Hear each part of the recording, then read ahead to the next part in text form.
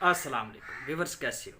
आज मैंने आपको बताना है कि हमारा जो यंग जितनी भी जनरेशन है, जो यंग तबका है, वो जरियान के बारे में गलत तस्वुर कर बैठा है। वो किस चीज़ को जरियान समझता है, ये आप लोग के साथ मैंने आज थोड़ा सा डिस्कस करना है।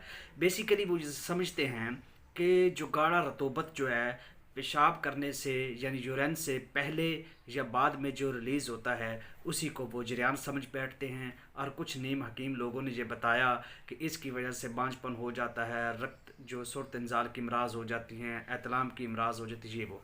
लेकिन याद रखें, 100 में से 10% लोगों को जरियान होता है, 90% लोगों को नहीं होता। क्यों?